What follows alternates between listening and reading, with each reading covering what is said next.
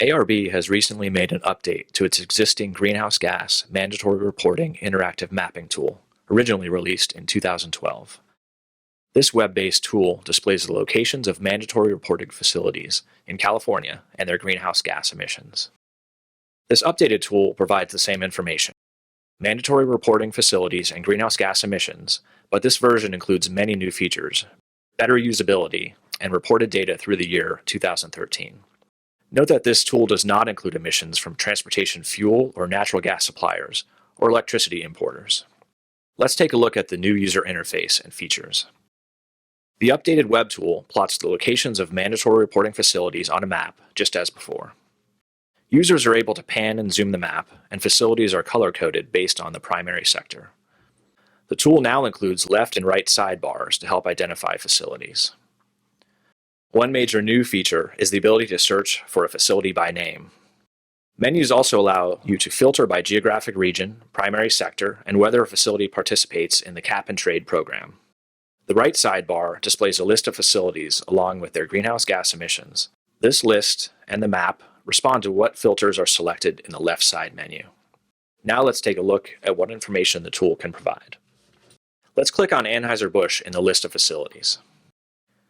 Notice the facility bouncing on the map. Let's zoom in, which can be done using the zoom and pan controls, or by using the mouse wheel. Notice the tabs on the facility pop up. The first tab shows information about the facility. The Greenhouse Gas tab shows greenhouse gas emissions for this facility reported for 2013. The Trend tab shows emissions for each year reported, and the Chart tab shows this emission trend visually. We can use Google Maps satellite image view. Zooming in, we can see satellite imagery of the facility. We can also use Google Street View. Now let's exit and reset the map. Next, let's use the search feature. We'll search Tesoro. The list on the right shows facilities matching the name Tesoro.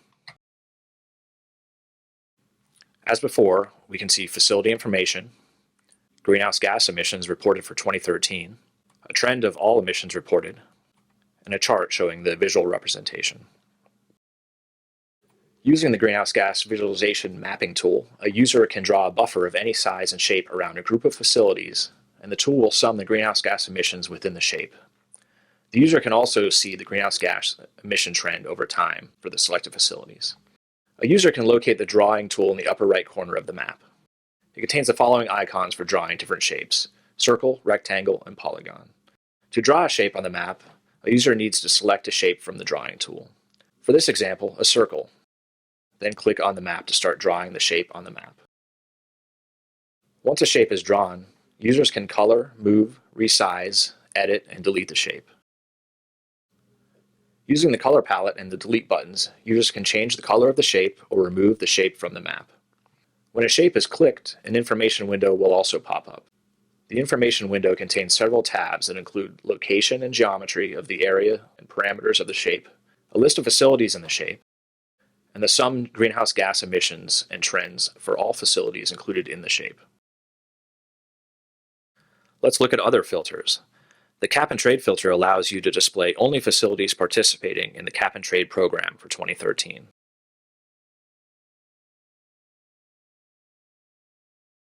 The map and the list on the right display only facilities participating in Cap and Trade.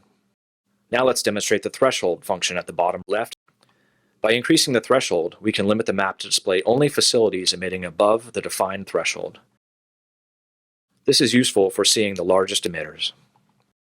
Using the list on the right, we can also sort by the amount of emissions.